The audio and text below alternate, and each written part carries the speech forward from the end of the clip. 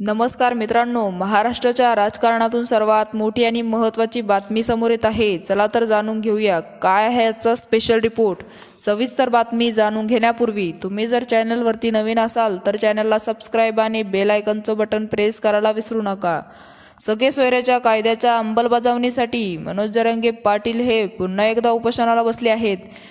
काल मराठा समाजाकडून जिल्ह्यात रस्ता रोक करण्याचा इशारा देण्यात आला होता।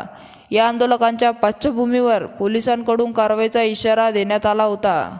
अशातच जालना जिल्ह्यात शेकडो मराठा आंदोलकांवर गुन्हे दाखल करण्याची बातमी समोर आली आहे आणि काल मराठा आरक्षणाच्या मागणीसाठी मराठा बांधवांकडून जिल्ह्यात रस्ता रोक करण्यात आला होता। या रस्ता रोक करणाऱ्या आंदोलकांवर पोलिसांनी मोठी कारवाई केली आहे।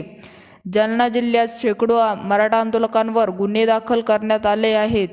भोकरदनमध्ये 70, हसनाबाद 15, बदनापूरमध्ये 100 पेक्षा अधिक, परतूरमध्ये 9 तर अंबडमध्येही गुन्हे दाखल करण्यात आले आहे।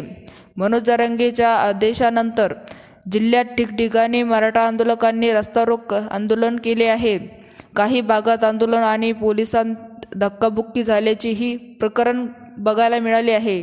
त्यानंतर पोलिसांनी कारवाई करत शेकडो मराठा आंदोलकांवर गुन्हे दाखल केले आहेत आणि जिल्हाधिकाऱ्यांच्या जमाबंदी आणि उल्लेखन आणि हुल्लडबाजी केल्याचे पोलिसांनी ही कारवाई यांच्यावर केली आहे। दरम्यान पोलिसांनी सरकारच्या आदेशानुसार हे गुन्हे दाखल केले असल्याचा आरोप मराठा आंदोलकांनी केला आहे। तर मित्रांनो, आपल्याला काय वाटतंय आम्हाला कमेंट बॉक्समध्ये नक्कीच कळवा आणि चॅनलला अजूनही सबस्क्राइब केलं नसेल तर चॅनलला सबस्क्राइब करा, जेणेकरून आमचे असेच नवनवीन व्हिडिओज आणि राजकीय घडामोडी सर्वप्रथम तुम्हाला या चॅनलवरती बघायला मिळतील। तूर्तास धन्यवाद।